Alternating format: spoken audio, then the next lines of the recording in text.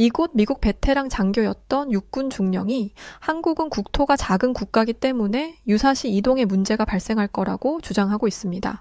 그런데 직접 한국에 찾아가 상황을 살피겠다며 나섰다가 한국에서 호두에게 혼쭐이 났다고 하는데요. 과연 그에게 무슨 일이 있던 것일까요?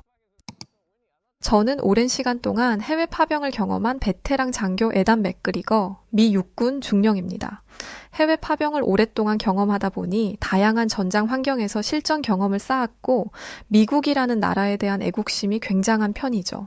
특히나 미국은 군사, 기술 등 모든 면에서 월등히 앞서 있는 유일무이한 국가라는 점에서 전체 청춘을 갈아 넣은 지난 세월이 결코 아깝지 않습니다. 해외 파병을 다니며 전 국제 평화 유지, 전투 작전, 인도적 지원, 동맹국 협력 등의 다양한 임무를 수행했어요. 늘 실전에서 부대를 지휘하는 경험을 지니고 있기에 성격 자체가 매우 강인한 편이고 꽤나 보수적인, 요즘 말로는 꼰대라고도 불리는 사람이랍니다. 전 꼰대라 불려도 상관이 없는 이유가 저를 믿고 있는 아래 병사들의 생명을 책임지는 위치에 있기에 강한 결단력과 리더십을 발휘해야 했고 더욱 냉철해야 했죠. 항시 급박한 상황은 생겨났고 그럴 때마다 전 침착하고 냉정하게 대응책을 마련해 상황을 해결해야 했습니다. 결국 이러한 과정들과 세월이 지금의 제 강인하고 보수적인 성격을 만들었다고 생각해요. 가끔은 가족들이 제게 이런 말을 하기도 합니다. 어렸을 때는 안 그랬는데 지금 애단 너를 보면 피도 눈물도 없는 사람 같아서 때로는 안쓰럽기도 한 거 알아? 지금의 네 모습을 보면 장교로서의 네 모습 말고 애단이라는 한 사람의 모습은 없어진 것 같아서 안타까워. 제가 선택한 삶이고 전 지금의 제 모습과 삶에 만족하면서 살고 있어요.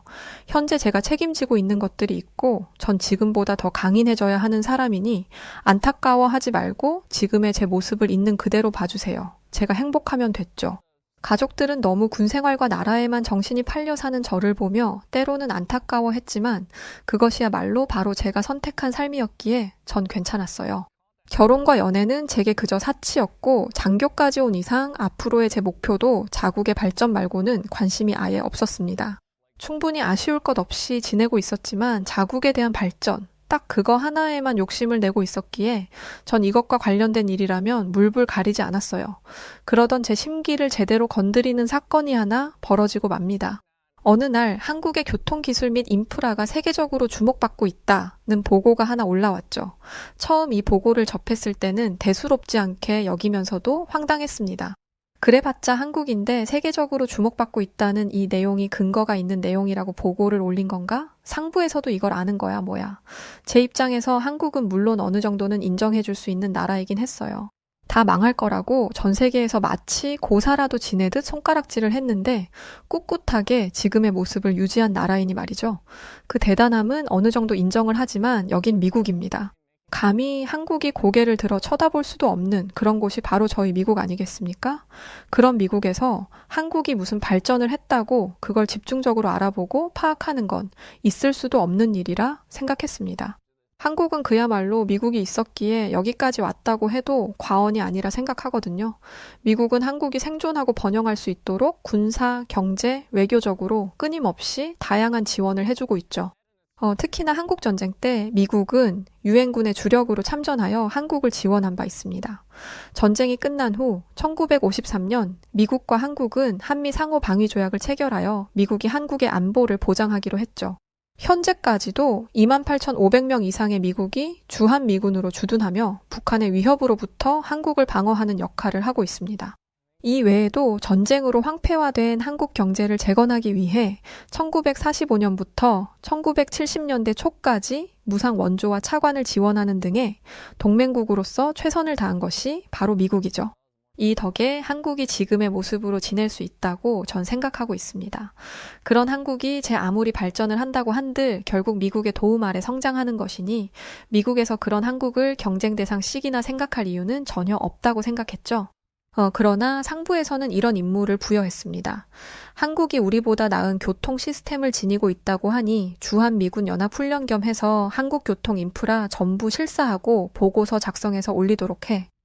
지금은 예전과 다르죠. 우리는 현대화된 지구에 살고 있고 많은 나라들은 각국에 맞도록 도로망을 형성하고 있습니다. 현대 군인들은 지형과 각 동맹국들의 교통 인프라에 대해서 조사해요. 유사시 사람들의 이동 경로를 파악하고 안전을 확보해야 하기 때문입니다. 하지만 각국에서 시행하고 있는 시민들의 이동과 관련한 시설은 모두 다르기에 사전에 미리 파악하고 있어야 했죠. 대규모 폭탄들이 투하되고 도시가 마비되는 커다란 전쟁 이외에도 생활 속에 테러를 비롯한 다양한 전시 상황이 생길 수 있기 때문에 군에서도 만약에 사태 때 시민들이 어떻게 움직이고 또 군 장비들이나 군용 차량, 장갑차들이 한국 국토를 원활하게 이용할 수 있는지 노선마저도 알아야 했기에 사실 이번 교통 인프라 실사는 중요한 대목이긴 했습니다. 단지 내키지 않았을 뿐이죠. 상부의 지시라면 무조건적으로 군말 없이 수행해야 하는 것이 맞지만 전 도무지 이해할 수 없었습니다. 우리 미국보다 나은 교통 시스템이라니 말도 안 됩니다. 고작 저런 한국을 실사까지 해야 한다는 말씀이십니까? 명을 어기겠다는 소린가? 정말 인정할 수 없는 명령이었지만 군 명령이니 복종할 수밖에 없었습니다. 그렇지만 아무리 곱씹고 생각을 해봐도 우리보다 나은 시스템이라니 있을 수도 없는 일이라 생각했죠. 심지어 실사까지 하러 한국에 가야 한다는 것 자체가 굉장히 자존심이 상하는 일이었어요. 전 불쾌감과 의구심에 빠져 혼란스러웠습니다. 표정이 굳어 아무것도 하지 않고 있는 제게 저를 보좌하는 후배 장교 케빈 대위는 이런 말을 했습니다. 전 한국이라면 IT 강국으로 유명하니 충분히 가능성이 있다고 생각합니다. 또 실사를 하면서 분명히 배울 점이 있을 것 같아서 너무 기대가 됩니다. 한국의 성장 속도는 솔직히 다 알지 않습니까? 케빈 대위의 말에 저는 혀를 내둘렀어요. 저보다 현장 경험이 부족하고 타국에 대한 이해도가 낮으니 저런 말을 쉽게 할 수 있다고 생각했죠. 실제로 제가 예전에 베트남 파병 때 겪었던 고충에 대해서 말을 해줬습니다. 내가 베트남 파병 시절에 얼마나 애를 먹었는지 말을 안 해줬구나. 허술하다 못해 교통 시스템이라고는 찾아볼 수도 없었어. 신호등은커녕 신호에 대한 질서도 규칙도 하나 없었다고. 파병으로 머무는 내내 나뿐 아니라 부대원들 모두 몇 번이나 사고가 날 뻔했는지 몰라. 난 그때 뼈저리게 느꼈거든. 미국이 괜히 강대국이 아니라는 것을 말이야. 단순히 자국이라서가 아니란 말이야. 결국 한국도 별반 다를 게 없을 텐데 벌써부터 고생길이 훤히 보이니 정말 끔찍해 죽겠는데 속 편한 소리만 하고 있네. 제가 감히 한 말씀 올리자면 거긴 베트남이고 저희가 실사를 갈 곳은 한국입니다, 중령님. 애초에 베트남과 한국의 경제적 수준 차이가 월등한데 비교할 수가 없지 않습니까? 상부에서 한국 실사까지 하라고 할 정도면 분명 배울 점이 있다는 뜻이라 저는 생각합니다. 평소 제 말이라면 토를 달지도 않던 케빈 대위가 끝까지 말을 이어하는 게 살짝 거슬리긴 했지만 또 맞는 말이라 할 말은 없었습니다. 상부에서 굳이 불필요한 지시를 내릴 필요가 없으니 말이죠. 물론 첫 단추부터 불신이 가득했지만 또 한편으로는 정말 대단한 게 있을지도 모른다는 약간의 호기심과 기대감이 움트기 시작했어요. 한국에 대한 악감정까지는 없었지만 한국이 자국보다 월등한 시스템이 있어 그걸 실사하러 간다는 것 자체를 인정할 수 없었을 뿐이었죠. 이 부분에 있어 결국 불쾌한 감정을 느낀 것은 사실입니다. 그렇게 전 후배 장교인 케빈 대위와 함께 약간의 불쾌함을 가진 채 한국 인천국제공항에 도착을 했어요. 그런데 도착하자마자 공항 시스템을 보고 화들짝 놀랐습니다. 공항의 모습은 단순한 공항이 아닌 거대한 첨단 도시 같은 느낌을 주고 있었죠. 천장이 높고 개방감이 뛰어났으며 자연 채광이 들어오는 설계가 아주 인상적이었습니다. 해외 파병을 많이 가봤기에 다양한 공항들을 경험해봤지만 대부분 낙후되거나 혼잡한 반면 인천공항은 깔끔하고 정리정돈이 잘 된 느낌이 강했어요. 위생에 약한 화장실까지도 청소가 완벽한 상태였죠. 무엇보다 출입국 심사가 보통 1시간을 넘는 게 기본이지만 인천공항은 자동심사대와 직원들의 신속한 대응 덕에 일사천리로 진행되는 게 보였습니다. 특히 한국인들은 자동 출입국 심사인 키오스크를 이용해 1분에서 2분 내에 출국이 가능하다고 했죠. 이런 게 바로 상부에서 조사를 원한 한국의 시스템인가 싶기는 했습니다. 공항 직원들의 서비스뿐 아니라 곳곳에 로봇이 돌아다니면서 도움을 주는 시스템이었죠. 최첨단 AI 기술을 겸비하고 있는 공항의 모습은 다소 충격적이긴 했습니다. 아무래도 한국의 이런 시스템에 저는 더 눈길이 갈 수밖에 없었어요. 공항 내에서만 해도 스마트 시스템이 많았는데 자동 체크인, 셀프 백드롭 시스템, 초고속 와이파이 및 충전시설, 스마트 화장실 시스템 등 한국은 확실히 최첨단 기술을 확보하고 대중적으로 사용 중인 게 보였습니다. 한국의 인천공항의 모습에 이미 놀랐고 제 옆에 더 놀란 케빈 대위는 흥분을 감추지 못했죠. 이게 바로 한국인가 봅니다. 마치 무슨 미래 도시에 온 것 같지 않습니까? AI 로봇들이 지나다니고 심지어 길 안내도 해줍니다. 디스플레이에 영어, 일본어, 중국어, 한국어, 다국어를 다 겸비해서 외국인도 쉽게 이용할 수 있도록 해뒀네요. 여기서부터 기록을 하는 게 좋겠죠? 상상은 했지만 제가 상상한 이상이긴 하네요. 뭘 이런 걸 가지고 놀라고 있어. 공항은 외국인들이 많이 왔다 갔다 하는 곳이니 집중적으로 지들이 할 수 있는 기술을 다 때려 넣어뒀겠지? 나가서 거리를 다녀봐야 진짜 한국 모습을 알 수 있는 거야, 안 그래? 저 역시 많이 놀라긴 했지만 머스캄의 케빈 대위에게 괜히 호통을 치고 흥분을 자제하라 명했습니다. 그때 저희들을 픽업하러 온 강민혁 대위, 김서영 중사와 영접을 하게 되었어요. 먼 길 오시느라 고생 많으셨습니다. 한국에 오신 걸 환영합니다. 그들의 첫인상은 밝은 미소 속에 있어 그런지 어쩐지 친근하게 다가오긴 했습니다. 그들은 저희를 군용밴에 안내를 했고 저희들은 서울로 곧장 이동을 했어요. 이동을 하면서 전 이들의 정보를 어느 정도 파악하기 시작했습니다. 강민혁 대위는 주한미군과 연합훈련 및 교류 프로그램을 담당하는 한국군 장교였고 그래서 그런지 유창한 영어 실력을 지니고 있어 의사소통에 어려움이 전혀 없었죠. 강민혁 대위를 보좌하는 김서영 중사는 하사관으로 꽤나 친절하긴 했으나 말수가 적은 편이었습니다. 직업병이라고 할 수 있지만 함께 팀원으로 움직인다고 한들 적어도 그 사람이 어떤 사람인지 정도는 파악해야 할 의무가 제게는 늘 있었기에 그들을 면밀히 파악했어요. 그렇게 공항을 빠져나가는 중 공항 내 자동 출입국 시스템, 직관적 표지판 등의 케빈 대위가 또 다시 흥분을 합니다. 고작 공항밖에 보질 못했는데 한국 최첨단 시스템이 정말 대단한걸요. 전 정말 많이 놀랐어요. 마치 미래 도시를 온 것 같아서 공항에서도 얼마나 두리번거리면서 구경했는지 몰라요. 공항만 왔다가 가도 아쉽지 않을 지경이라니까요. 그런 케빈 대위의 말에 한국군들은 웃음으로 넘겼지만 전 불편함에 아주 단호하게 말을 했죠. 왜 이렇게 오버를 하고 그래 군인답지 못하게. 딱히 놀란 것도 없는데 이 정도로 놀라긴 이르지 않아? 케빈 대위가 과하게 액션을 취하는 것이 불편했기에 전 아주 심드렁하게 이 정도에 놀라긴 이르다며 선을 딱 그어버렸죠. 그런데 굉장히 여유로운 모습으로 강민혁 대위는 이런 말을 이어갔습니다. 맞는 말씀이십니다. 우리가 함께 오늘 보고 체험하실 것들을 생각해보면 아직 시작도 안 한 거라 아직 놀라긴 이른 게 맞습니다. 먼 길 오신 것에 결코 후회 없는 결과를 안겨드릴게요. 강민혁 대위는 아주 자신만만한 태도를 보였죠. 사실 제 속내는 이미 공항에서 많이 놀란 상태였고 이게 전부일 거라 생각을 했는데 이보다 더한 것들이 있을 거라 하니 상당히 놀랍긴 했습니다. 저렇게 당당한 태도는 과연 어디서 나오는 것인지 저 역시 무척이나 궁금했어요. 군전용 밴을 타고 서울에 도착해 시내에 있는 숙소에서 저와 케빈 대위는 짐을 풀었습니다. 숙소를 둘러보니 깔끔하게 정돈된 것이 꽤나 흡족한 상태이긴 했어요. 그렇게 숙소 내부를 천천히 둘러보던 중 강민혁 대위에게 콜이 왔고 저희들에게 이런 제안을 했죠. 우선 지하철 무인운전 시스템부터 보시는 게 좋을 것 같은데 움직이실까요? 그의 제안대로 움직여야 했기에 그의 제안에 수긍하여 저희들은 움직였습니다. 그렇게 도착한 무인운전 지하철역의 모습은 다소 충격적이었죠. 스크린 도어가 전역에 빠짐없이 설치가 되어 있었고 열차에 운전석이 없다는 사실에 많이 놀랐습니다.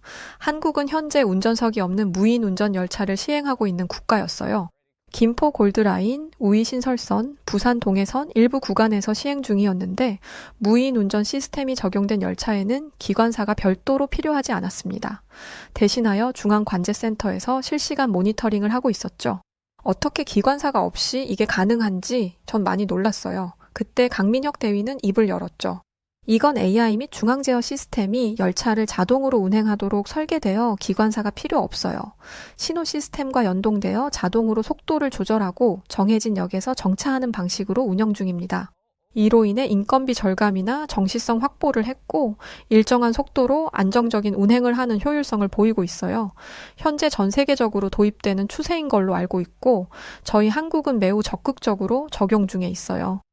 디스플레이를 통해 영어와 한국어가 동시에 안내되는 체계적인 시스템을 도입해 외국인의 이용 편의에도 집중하고 있어서 실제로 편의성에 높은 만족도를 받기도 했답니다.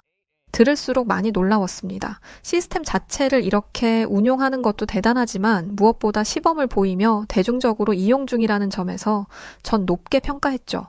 결국 저도 모르게 이런 말을 내뱉었어요. 파리에서도 무인 열차를 본 적이 있거든요. 전에 파병 나갔을 때요. 그런데 정말 놀라운 컨디션이긴 하네요. 심지어 이렇게 모든 역에 스크린 도어까지 완비된 건 드문 경우라 상당히 놀랍네요.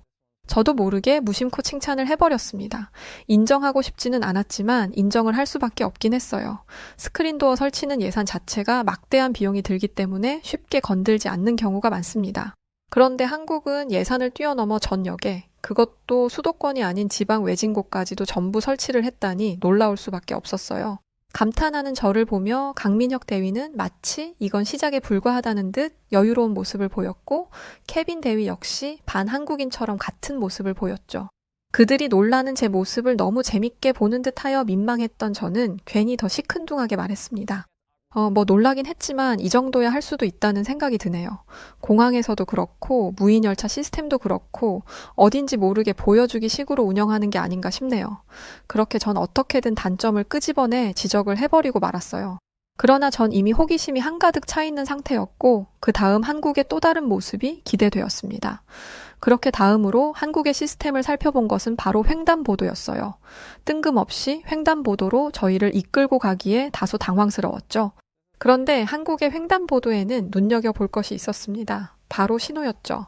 저희 한국은 보행자 신호 카운트다운과 바닥 신호등, 차량 신호등까지 지능형으로 남은 시간이 표시되는 기술을 겸비해 보행자와 운전자의 신호 인지를 더욱 수월하게 해주고 있어요. 보행자 신호 카운트다운은 횡단보도를 안전하게 건널 수 있도록 유도해주고, 바닥 신호등은 스마트폰을 보면서 걷는 현대인들의 특성을 살려 신호를 쉽게 인식하도록 해주죠. 또 차량 신호등 남은 시간 표시는 운전자의 급출발이나 급정거 혹은 신호 위반을 방지하는 역할을 대신하고 있습니다. 실제로 해당 시스템들을 추가 확대하고 시행하며 보행자 사고가 줄었다는 통계 결과가 매년 나오고 있죠. 다소 놀라운 시스템이긴 했습니다. 이를 본 케빈 대위는 감탄을 연발했죠. 굉장하네요, 정말. 미국 일부 도시에도 있기는 한데 이 정도 수준이 아닐 뿐더러 이렇게 시스템이 완비된 건 너무 신기하네요. 심지어 통계적으로 보행자 사고가 줄었다니 더할 나위 없는 성과라고 할 수밖에 없고, 이건 세계적으로 도입해야 할 시스템 아닐까 싶네요. 옆에서 또 감탄을 하는 케빈 대위가 얄미웠지만 솔직히 저도 속으로는 생각했습니다. 통계적으로 보행자 사고가 줄었다니 이건 진짜 괜찮은 시스템이네. 미국도 조금만 추가해서 도입하면 정말 좋은 시스템일 것 같기는 한데, 인정하고 싶지 않아도 한국의 시스템이 굉장한 건 맞았습니다. 바로 그때 어디선가 다급한 사이렌 소리가 들리기 시작했고 순식간에 시선이 그쪽으로 쏠렸죠. 제가 여기서 놀란 것은 사이렌 소리가 나자마자 마치 모세의 기적처럼 인근 차량들이 순식간에 양옆으로 비켜 구급차가 빠르게 그곳을 통과할 수 있도록 길을 열어주는 것이었습니다. 심지어 신호등이 자동으로 바뀌는 장면까지 목격하며 충격적이었죠. 세상에 모세의 기적도 아니고 너무 순식간에 지나가서 놀랐어요. 이런 건 살다 처음 봅니다. 제가 놀라움을 솔직하게 표현하자 강민혁 대위는 설명을 해줬습니다. 저희 한국은 긴급 차량 우선 시스템이거든요. 그렇다 보니 조금 전 있던 상황처럼 긴급 사이렌을 울리는 구급차나 경찰차 등이 있을 시 시민들이 자발적으로 길을 터주고 IT 기술을 통해 사고를 유발할 수 있는 신호 구동을 제어하는 역할을 하고 있어요.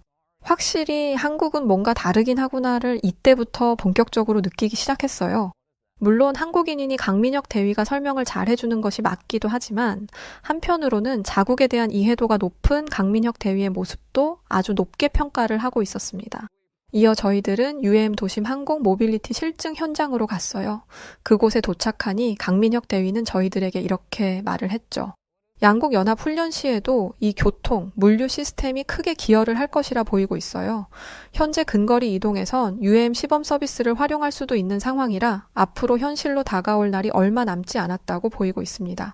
강민혁 대위는 말끝에 청사진을 제시했고 전 놀라움에 말을 했습니다. 현재 미국도 연구 중인 기술이긴 한데 벌써 이렇게 한국은 실증을 했다니 놀랍네요. 심지어 김서영 중사는 직접 안내를 해주며 곧 실제 시범 운행이 시작될 예정이라며 비행체를 보여줬습니다. 전 모든 감정을 빼고 진지하게 기체를 둘러보며 혼잣말을 했어요. 우리도 스페셜포스 작전에 활용할 만할 것 같은데 군인이라 그런지 군사적 시각으로 가장 먼저 접근을 했습니다. UAM이 단순 민간 교통만이 아니라 군사 후방 지원에도 도움될 수 있다는 아이디어는 저희들을 매우 흥미롭게 만들었죠. 생각보다 한국의 시스템들은 그야말로 상상 이상이었고 설마 남은 게 더 있나 싶을 정도였습니다. 끝으로 일정 마무리를 부산에서 해야 했기에 저희들은 한국군 지휘 차량을 타고 부산으로 이동을 했어요. 그 차 안에서 많은 생각에 빠졌습니다. 어쩌면 스스로가 너무 틀에 박힌 생각으로만 살았던 것은 아닌지 약간의 반성하는 시간도 가졌죠. 그렇게 부산으로 향하던 중 저희들은 한국의 고속도로에서 뜻밖의 시스템을 체험하게 되었습니다. 그건 바로 하이패스 자동 결제 시스템이었죠. 톨게이트에서 멈추지 않고 그냥 지나가다니 결제는 어떻게 하는 겁니까? 한국은 고속도로나 유료도로에서 차량이 정차하거나 감속하지 않고 요금을 자동 결제할 수 있는 무선전자요금 징수 시스템이에요.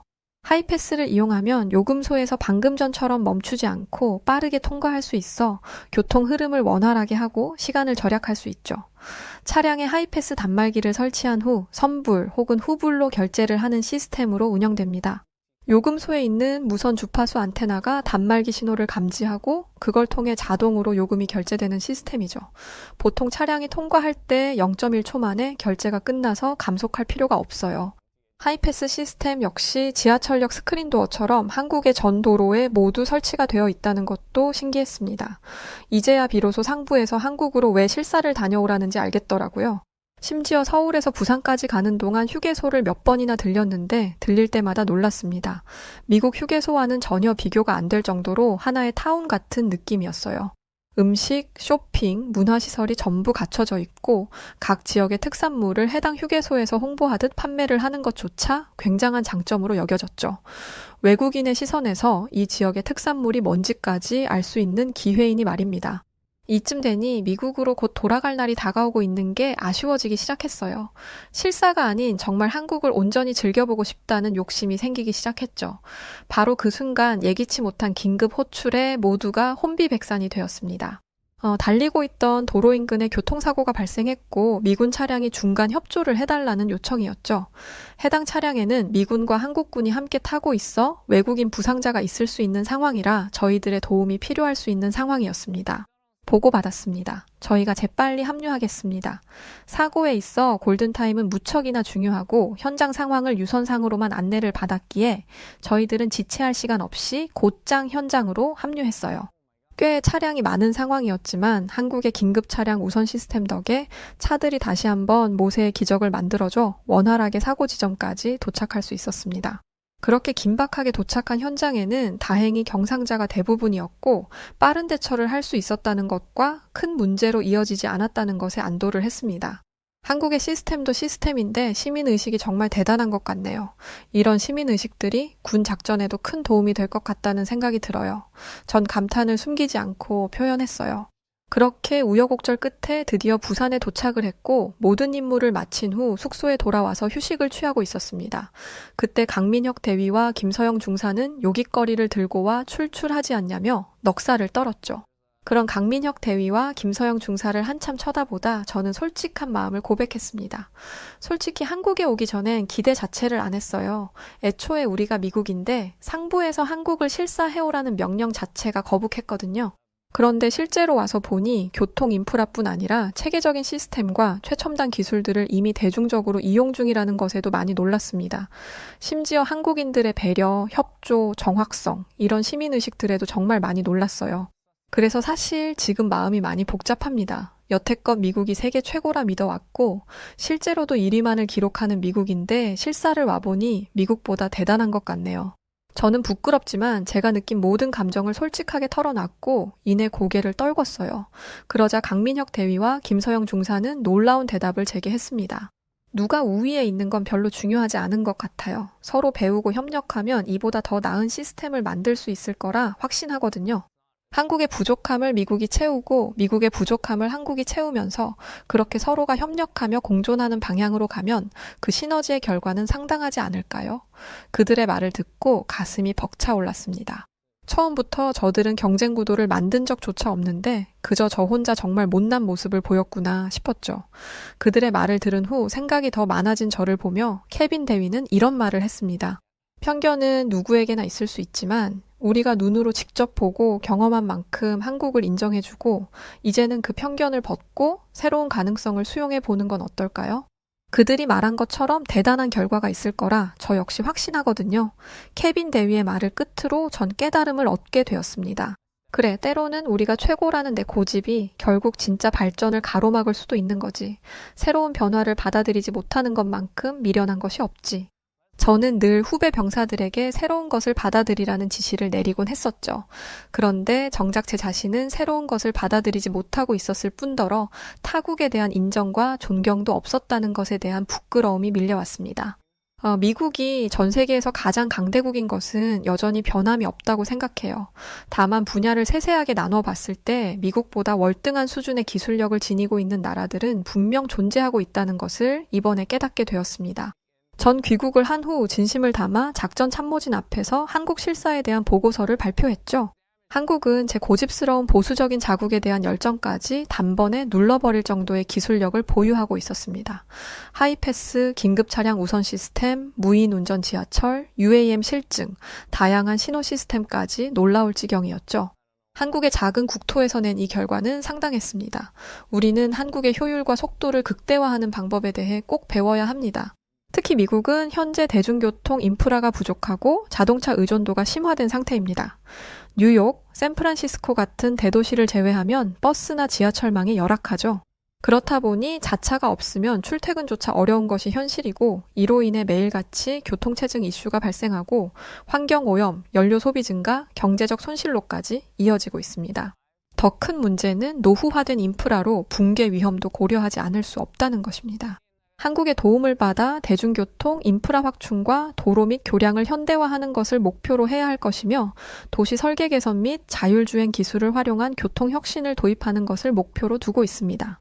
전 한국에서 보고 느낀 것을 토대로 시원하게 발표를 했고 미국의 문제점도 확실하게 지적을 했죠. 모두 제 말에 경청을 하고 있었고 한국의 실사 보고서를 보며 많이 놀라는 눈치였습니다. 한국이 IT 강국이라 어느 정도 최첨단 시스템화된 것은 예상했지만 이 정도 수준일 줄은 몰랐네. 결국 우리 미국은 세계 강국이라고는 하나 교통 인프라와 시스템 개선이 아주 시급한 문제라는 게 한 줄 요약이겠구만. 발표는 그야말로 성공리에 마칠 수 있었어요. 그 이후 상부에서는 적극적인 협력 연구를 지시했고 양국 간 교통 그리고 군사 인프라 협력이 본격화될 것으로 보여지고 있죠. 너무 뿌듯한 결과였습니다. 제 스스로의 틀에 갇혀 있지 않고 편견을 버리고 더 넓은 시각으로 세상을 보니 세상은 너무도 넓었고 배울 점이 많았죠. 앞으로 양국 간의 변화와 발전의 결과가 저는 너무도 기대가 됩니다. 한국의 도움을 무척이나 받아야 하겠지만 감사하게도 한국은 그 도움을 주는 것에 거부감이 없다는 것이죠. 과연 우리 미국이었다면 선뜻 굉장한 기술력을 알려줬을까 의문이 들더라고요. 여러모로 한국이라는 나라에 깊은 감동을 받았습니다. 케빈 대위는 꼭 휴가 때 한국으로 갈 거라며 노래를 부르곤 하는데 제게 이런 말을 하더라고요. 다음 휴가 때 꼭 가족들 데리고 한국 갈 거예요. 휴게소 여행만 해도 신세계일 것 같지 않나요? 라며 농담을 하던데 케빈 대위의 말처럼 한국은 휴게소 투어만 해도 만족스러운 여행이라 할 수 있을 정도의 컨디션이었습니다. 한국을 저는 딱 이렇게 한마디로 정리할 수 있을 것 같아요. 작지만 강한 나라다 라고 말이죠. 저 역시 휴가를 이용해 가족들과 함께 한국 여행을 가려 준비 중인데 그때는 온전히 한국의 정서와 최첨단 시스템으로 뒤덮인 한국을 즐기다 오려 합니다. 가난에 찌들어 살던 한 영국인 남성이 한국 때문에 연간 2억을 버는 사람으로 바뀌게 되었고 한 영국 여성은 자신이 첫 가게를 오픈한 이후로 한국 때문에 가장 큰 매출을 이루면서 놀라워하고 있는데요. 영국의 캄캄한 밤, 한국 때문에 끝없이 줄지어 서 있는 모습은 정말 영국 전역을 들썩이게 하고 있습니다. 과연 신사의 나라라는 영국에서 대체 무슨 일이 벌어지고 있던 걸까요? 안녕하세요. 저는 20대 영국 여자 줄리아 잭슨이라고 합니다. 저는 맨체스터에서 맛집으로 소문이 자자한 레스토랑을 운영하고 있는 영국 요리 전문 셰프예요. 제 인생은 그야말로 완벽했어요. 직업적으로도 성공을 거두었고 거기에 멋진 남자친구 로버트까지 있었거든요. 로버트는 IT 업계에서 일하는 똑똑한 남자로 저는 그와 결혼까지 내다보고 있었죠. 그러던 어느 날 로버트가 한국 출장을 가며 모든 일이 꼬이기 시작했답니다. 사실 처음에 저는 거기에 대해 별로 크게 생각하지 않았어요. 그저 한 달간의 짧은 출장일 뿐이라고 생각했으니까요. 하지만 한국에 다녀온 로버트는 어딘가 달라져 있었어요. 그는 묘하게 들뜬 얼굴을 하고 있었죠. 처음에는 그저 출장에 여운이려니 했어요. 로버트가 해주는 한국의 음식이나 문화에 대한 이야기는 일면 흥미로운 부분도 있었죠. 한국은 정말 대단한 나라라며 눈을 반짝이며 말하는 그의 모습은 귀여워 보이기도 했어요. 하지만 시간이 지날수록 로버트는 점점 수상한 행동을 하기 시작했답니다. 언제부터인가 로버트는 하루 종일 휴대폰을 끼고 살더니 비빔밥이나 불고기 같은 한국 음식만 찾아 먹기 시작했고, 심지어 한국 드라마를 보며 한국어를 배우기까지 하더라고요. 그 모습을 보는데 왠지 모를 촉이 느껴지더라고요. 왜 이렇게 갑자기 한국에 집착하지? 혹시 한국에 여자가 있는 건가? 이런 생각이 저를 짓누르기 시작했죠. 그러면서 어쩌면 로버트가 한국에 빠져든 건 단순한 호기심이 아니라 어떤 한국 여자가 그의 마음을 훔쳤기 때문일지도 모른다는 생각이 들었어요. 결국 저는 한국의 로버트에 상간녀가 있다는 의심을 하게 되었죠. 솔직하게 말해, 너 한국 여자랑 바람난 거지? 그렇지 않고서야 영국인인 네가 한국 따위에 이렇게 관심을 가질 리가 없어. 빨리 바른 대로 되지 못해? 저는 화가 치밀어 올라 이렇게 로버트에게 소리쳤어요. 그러자 로버트는 대체 그게 무슨 뚱딴지 같은 소리냐며 당황스러워 하더라고요. 줄리아, 너 대체 지금 무슨 오해를 하고 있는 거야? 난 단지 한국의 문화와 기술에 반했을 뿐이라고.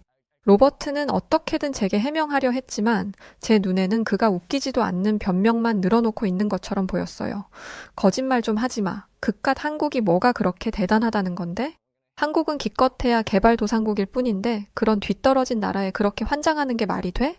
제가 이렇게 이야기하자 로버트는 정색을 하더니 한국을 겨우 그깟 나라로 취급하지 말라며 오히려 제게 화를 내더군요. 그 모습을 보고 저는 로버트가 한국에 여자를 숨겨놨다고 확신하게 되었죠. 그 순간 저는 로버트에게 오만정이 다 떨어졌고 결국 그와 헤어지기로 했어요. 됐어. 이제 그만할래. 넌 한국 여자나 실컷 만나. 저는 이렇게 외치고는 돌아섰죠. 겨우 이런 남자와 미래를 약속했던 내가 바보였다는 생각과 함께 제 마음속에는 분노와 실망감이 가득 차올랐어요. 무엇보다 짜증났던 건 제가 저와 같은 백인도 아닌 한국 여자에게 밀렸다는 것이었죠.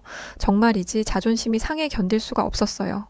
그날 이후 저는 로버트에 대한 배신감과 한국에 대한 분노로 몇 날 며칠을 끙끙 앓았답니다. 감정 조절이 잘 되지 않으니까 요리도 제대로 되지 않더군요. 결국 저는 며칠 휴가를 내고 사촌 오빠가 살고 있는 아일랜드로 가서 조금 쉬다 오기로 했어요. 한적한 아일랜드에 가면 그래도 마음 정리가 잘 될 것 같았거든요. 하지만 막상 도착한 사촌 오빠의 집에서 저는 끔찍한 광경을 보고 경악하게 되었답니다. 글쎄 오빠가 넷플릭스로 한국 예능 프로그램 흑백 요리사를 보고 있는 게 아니겠어요? 심지어 오빠는 한국 LGTV로 그 프로그램을 보고 있었죠. 그 모습을 보자 정말 짜증이 치밀어 올라 견딜 수가 없더군요. 저는 이미 한국에 질린 상태였는데 이곳 아일랜드에서마저 한국 이야기를 듣게 될 줄이야. 이건 정말 말도 안 된다는 생각이 들었죠. 결국 이렇게 소리 지르고 말았어요. 오빠, 아니 세상에 아무리 볼 게 없어도 그렇지 왜 한국 요리 프로그램을 봐? 저딴 후진국에서 만든 게 대체 뭐가 좋다고? 제 말에 오빠는 어리둥절한 표정을 짓더니 이렇게 말했어요. 지금 넷플릭스에서 이 프로그램이 전 세계 1위인데 넌 무슨 소리를 하는 거야?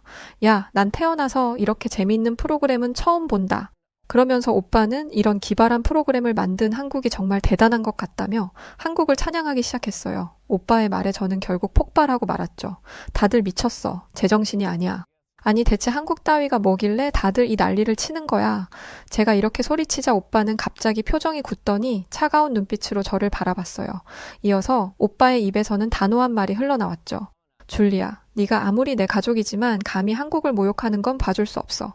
저는 그의 말에 깜짝 놀라서 오빠는 왜 그렇게 한국 편을 드는 거냐고 따져 물었어요. 그러자 오빠는 크게 한숨을 내쉬더니 이렇게 말했죠. 줄리아, 너도 우리 집이 얼마나 가난했는지 기억하지? 난 대학은커녕 제대로 된 직업을 가질 기회조차 없었어. 결국 난 군인이 되어 이라크로 파병을 갔지. 그곳에서 난 매일같이 죽음의 공포와 싸워야 했어.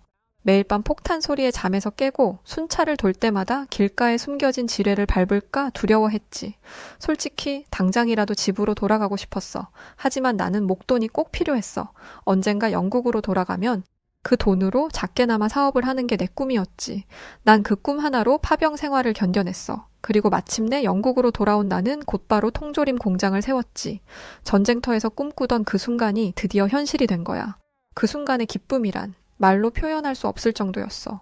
하지만 인생은 계획대로 되는 게 아니더라. 나는 사업에 대한 경험이 너무 없었고 결국 얼마 지나지 않아 공장은 문을 닫고 말았지. 그때 난 정말이지 딱 죽고 싶었어. 이제까지 난 대체 뭘 위해 열심히 살아온 것인지 모든 게 다 헛된 일처럼 느껴졌지. 그렇게 말하는 오빠의 눈에는 어느새 눈물이 고여 있었죠. 잠시 숨을 고른 오빠는 꽉 잠긴 목소리로 힘겹게 이야기를 이어갔어요. 그렇게 막다른 길에 몰려있을 때 우연히 아일랜드의 골뱅이 어부들이 큰 돈을 번다는 걸 알게 됐어. 솔직히 그때는 이미 모든 걸 잃은 상태라 믿져야 본전이라는 심정으로 어부 일을 시작했지. 처음엔 정말 힘들었어. 난 그때 고기잡이 배를 처음 타본 거니까 그저 하루하루를 버틸 뿐이었지. 게다가 우리 영국인들은 웬만하면 골뱅이를 잘 먹지 않으니까 과연 이게 장사가 될까 하는 걱정도 있었고, 그런데 바로 그때 믿을 수 없는 일이 일어났어. 글쎄, 내가 잡은 골뱅이가 한국으로 불티나게 팔리기 시작한 거야. 주문은 계속 밀려들었고 어느새 나는 연간 2억을 버는 어부가 되어 있더라고. 생각해보면 이라크에서 죽음의 공포에 시달리던 때나 사업 실패로 모든 걸 잃었던 때의 나로서는 상상도 못할 일이지. 오빠는 눈물을 닦으며 이렇게 말했어요. 나에게 있어서 한국은 단순한 고객이 아니야. 한국은 내 인생에 새로운 의미와 희망을 준 은인 같은 존재라고.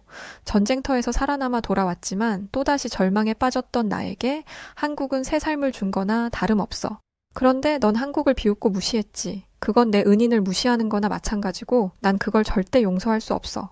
이어서 오빠는 TV를 가리키며 열변을 토하기 시작했어요. 저기 흑백 요리사에 나오는 100명의 한국인 요리사들을 봐봐. 영국인들이나 유럽인들은 꿈에도 생각하지 못할 엄청난 퀄리티의 음식들을 재료만 보고 뚝딱 만들어내고 있어. 내가 고기잡이 배에서 잡은 골뱅이가 한국에서는 건강과 맛까지 모두 사로잡는 레시피로 만들어져서 한국에서 판매되고 있는 거야.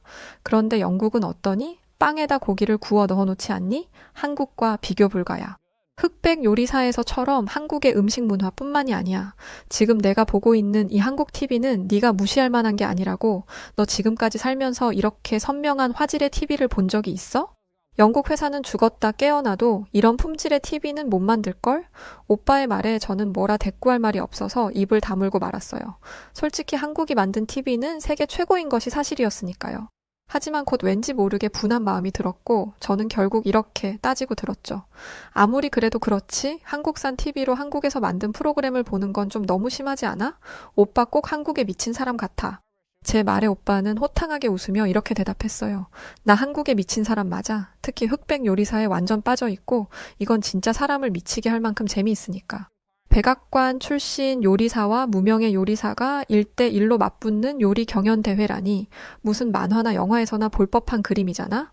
그리고 이 프로그램에 출연하는 요리사들의 개인사는 또 얼마나 감동적인데 심사위원인 안성재 셰프는 원래 나처럼 군인이었는데 지금은 미슐랭 3스타의 요리사가 되었고 또 어떤 셰프는 원래 중국 음식점에서 철가방을 들고 배달을 하다가 열심히 노력해서 요리사가 되기도 했대. 다시 말해 이건 다른 나라들이 흔하게 만드는 단순한 요리 오락 프로가 아니라 요리를 통해 인생을 보여주는 혁신적이고도 독창적인 프로그램이라는 거야. 이런 기획을 할 수 있는 나라가 세상에 한국 말고 또 어디 있겠어? 세계적으로도 손꼽히는 유명 셰프와 이름도 없는 무명의 요리사가 맞붙는다는 것과 어려움 속에서도 노력해서 발전해왔던 무명 요리사들에게 동기부여까지 주고 있어. 이게 현실적으로 영국에서 가능하니? 영국에서 이름 있는 셰프들이 무명 셰프들과 1대1로 요리 대회를 한다고 하면 과연 거기에 참여할 영국 유명 셰프들이 있기는 할까? 오히려 무명 셰프들을 무시하기 바쁘고 혹시라도 질까봐 겁먹고 나오지 못할걸? 그렇게 말하는 오빠의 목소리에는 깊은 존경과 애정이 듬뿍 담겨 있었어요.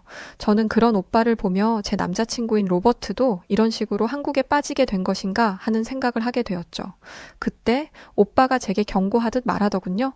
줄리아, 네가 한국을 싫어한다면 그건 네 자유야. 하지만 적어도 한국을 비웃거나 무시하지는 마. 한국은 나에게 그리고 전 세계에 아주 중요한 의미를 가진 나라니까. 오빠의 말을 듣고 나니 제가 얼마나 무지하고 이기적이었는지 알겠더군요. 하지만 자존심이 뭔지 제가 잘못했다는 것을 인정하기는 싫더군요. 결국 저는 난 그만 집에 가겠다고 말한 뒤 서둘러 오빠의 집을 빠져나왔죠. 하지만 이상하게도 오빠의 말이 자꾸만 제 머릿속을 맴돌더군요. 결국 저는 집에 오자마자 흑백 요리사를 틀었어요. 속으로는 재미없기만 해봐라 바로 꺼버릴 테니까 이렇게 생각하면서 말이죠. 그런데 이게 웬걸? 5분이 50분이 되고 한 편이 2편이 되고 3편, 4편이 되더라고요. 그렇게 집중해서 보다 보니 마지막 에피소드입니다 라는 문구가 뜨더라고요. 뭐야? 벌써 끝이라고? 말도 안 돼. 다음 편 없어?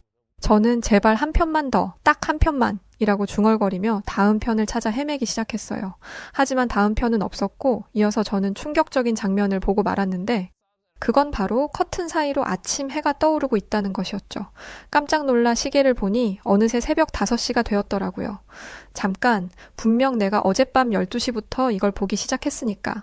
뭐야, 그럼 내가 지금 5시간 동안 이걸 보고 있었던 거야? 세상에, 미쳤어. 저는 꼭 뭐에 홀리기라도 한 것 같은 기분에 한참을 그대로 굳어 있었답니다. 하지만 이상하게도 입가에는 미소가 번지고 있었죠. 근데 진짜 재밌기는 했어. 그렇게 중얼거리며 저는 휴대폰을 집어들었어요. 그리고는 오빠에게 메시지를 보내기 시작했죠. 오빠, 어제는 내가 진짜 미안했어. 그런데 흑백 요리사 다음 에피소드는 언제 나와? 아, 그리고 나 지금 한식이 너무 먹고 싶은데 어떡해? 메시지를 보내고 나서 저는 피식 웃음을 지었어요. 아, 바로 어제까지만 해도 한국을 업신여겼는데 지금은 이렇게 한국 프로그램에 푹 빠져 밤까지 새버렸다니 정말 신기한 일이었죠. 그렇게 묘한 기분을 느끼고 있을 때 마침 오빠에게 답장이 오더군요. 런던에 한국식 포장마차를 모티브로 만든 유명한 포차가 있대. 이따 저녁에 같이 가보자.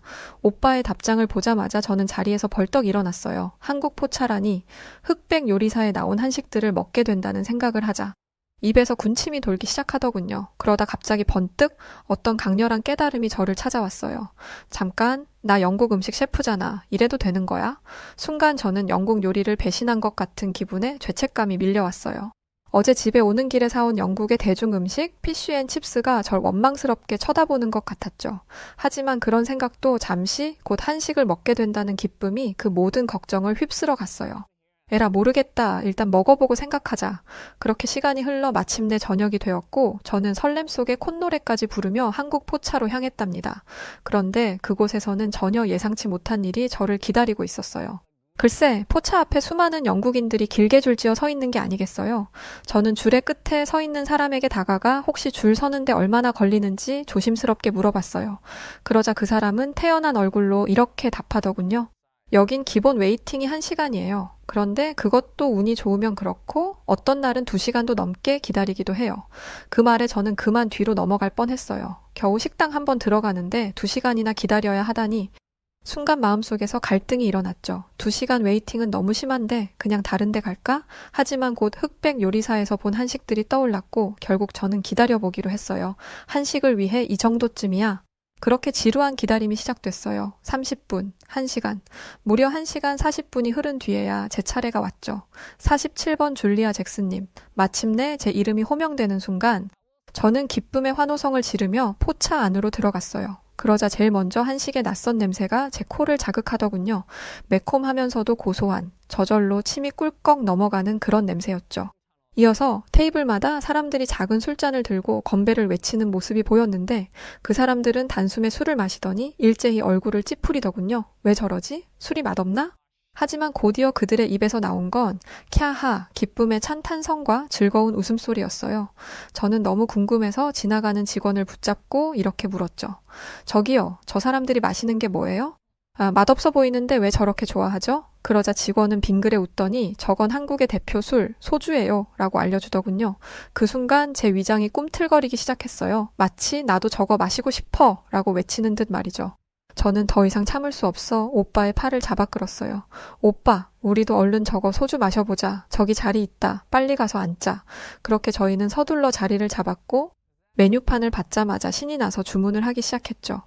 여기요. 우선 소주 1병 주세요. 아, 그리고 오돌뼈랑 주먹밥도요. 오빠는 어이없다는 표정으로 절 쳐다보더니 오돌뼈는 매운 음식인데 괜찮겠냐고 물어보더군요.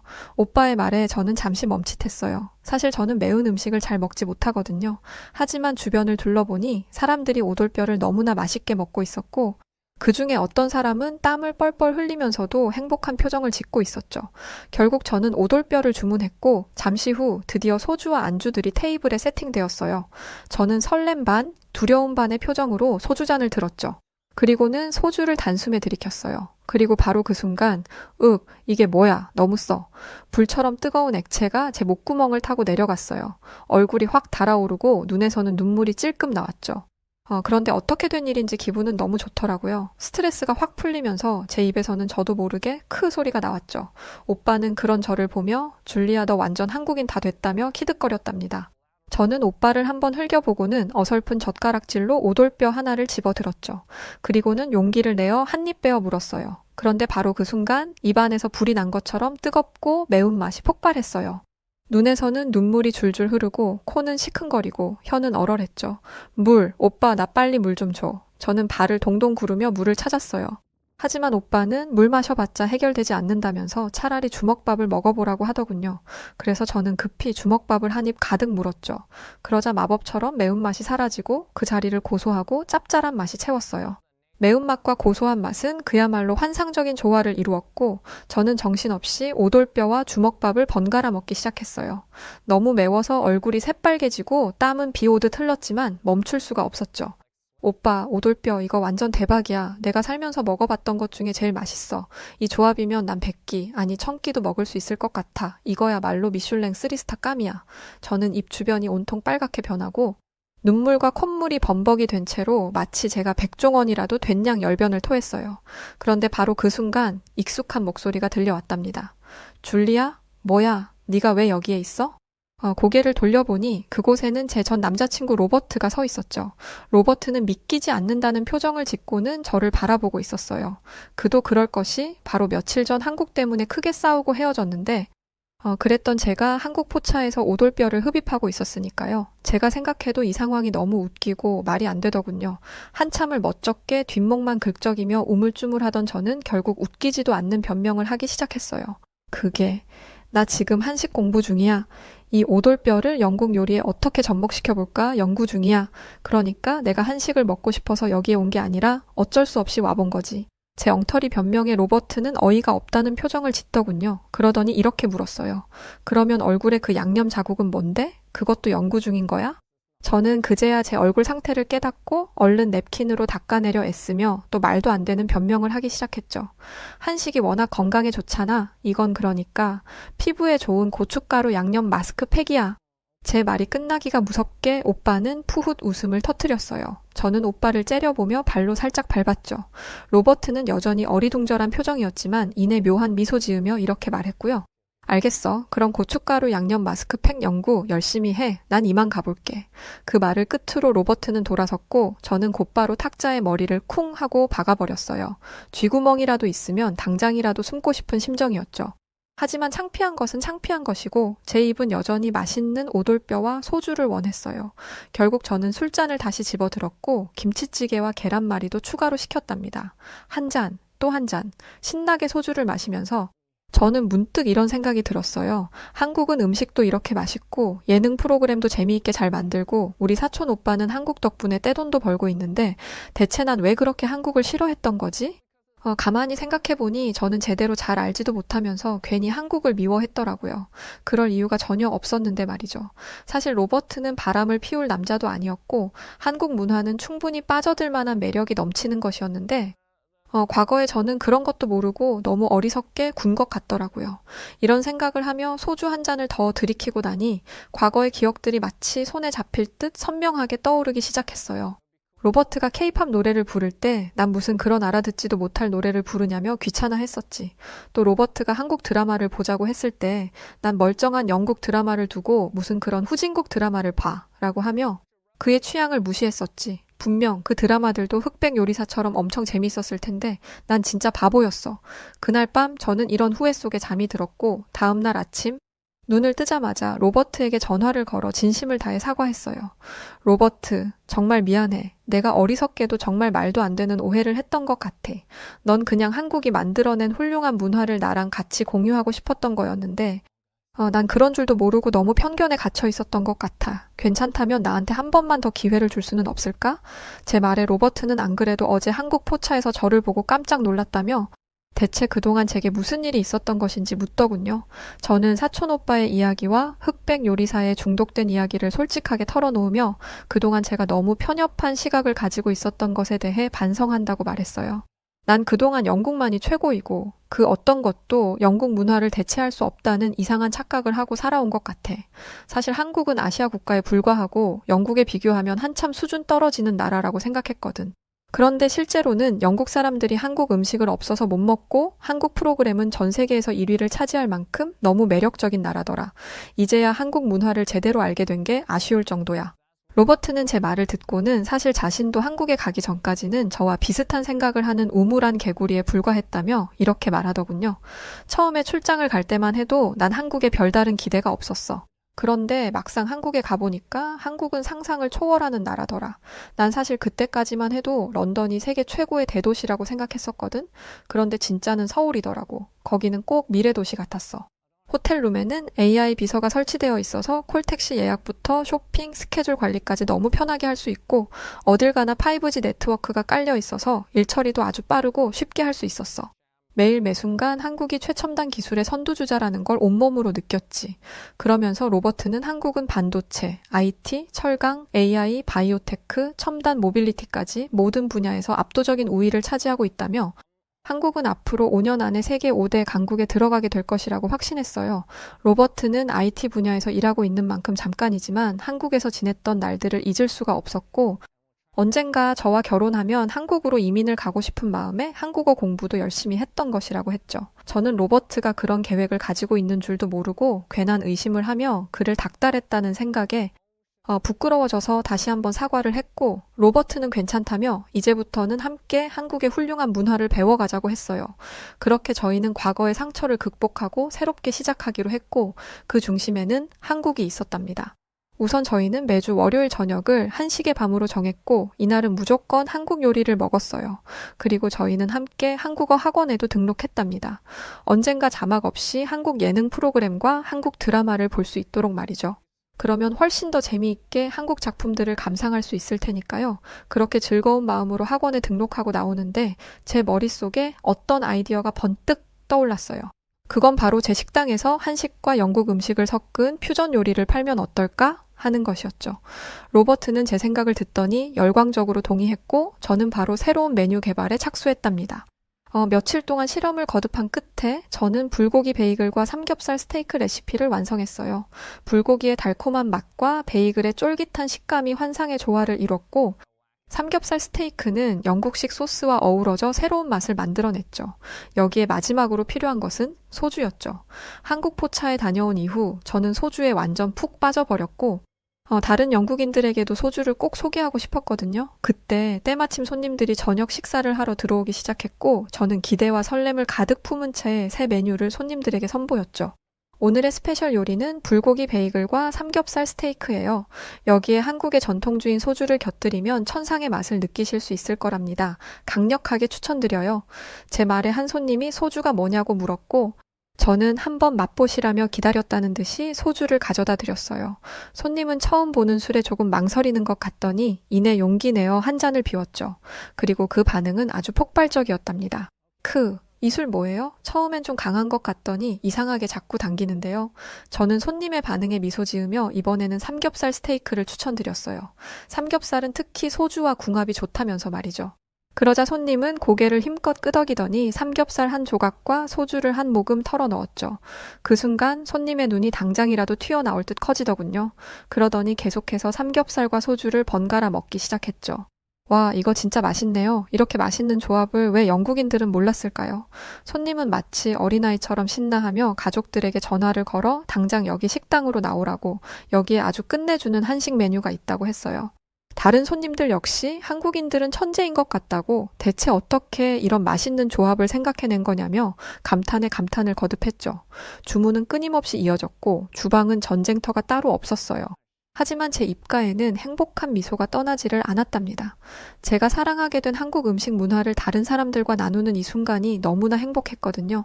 이날 저는 레스토랑을 오픈한 뒤 역대 최대 매출을 올렸고 그렇게 저는 기쁜 마음을 안고 서둘러 집으로 돌아왔답니다. 집에서 저를 기다리고 있는 또 다른 기쁨이 있었거든요. 그게 뭐냐고요? 바로 흑백 요리사, 새로운 에피소드였죠. 요즘 저의 가장 큰 즐거움은 흑백 요리사를 보는 거랍니다. 로버트와 소파에 함께 앉아서 흑백 요리사를 보고 있으면 세상에 그렇게 행복할 수가 없답니다. 이게 세상 사는 맛이구나 싶어요. 제게 이런 즐거움을 알게 해준 한국에 진심으로 감사하다는 인사를 전합니다. 한국 덕분에 제 삶은 전과 비교할 수 없을 정도로 풍요로워졌어요. 예전에 영국밖에 모르던 바보였고 그만큼 좁은 세상에서 살아갔지만 지금은 달라요. 이제 저는 매일 아침 일어날 때마다 설렘을 느껴요. 오늘은 또 어떤 새로운 한국 문화를 발견하게 될까, 어떤 맛있는 한식을 만들어 볼까 하는 기대감으로 가득 차 있죠. 앞으로 살면서 제 인생에 어떤 일들이 닥칠지는 알 수 없지만 한 가지 확실한 건 한국 문화와 함께라면 언제나 행복할 거라는 거예요. 정말 다시 한번 한국에 감사드리며 이만 저의 이야기는 마치도록 하겠습니다. 네, 오늘 사연은 여기까지입니다. 흑백 요리사, 저도 요즘 즐겨보고 있어요. 정말 손꼽히는 유명 셰프들과 무명 셰프들과의 정면 대결, 그리고 심사위원인 백종원 선생님과 국내 유일 3스타 안성재 셰프까지. 요즘 전 세계적으로 엄청 이 흑백 요리사가 인기몰이라고 하던데 즐거운 에피소드였네요. 좋은 한식 많이 만들어서 널리 알려주시면 정말 감사할 것 같아요. 자, 그럼 오늘 사연은 어떠셨나요? 사연이 좋으셨다면 구독과 좋아요 부탁드리고 저는 더 즐겁고 유쾌한 사연으로 다시 찾아오겠습니다. 그럼 지금까지 여우튜브 송은지였고요. 영상 끝까지 시청해주신 모든 분들 고맙습니다. 그리고 구독자분들 사랑합니다. 감사합니다. 당신만의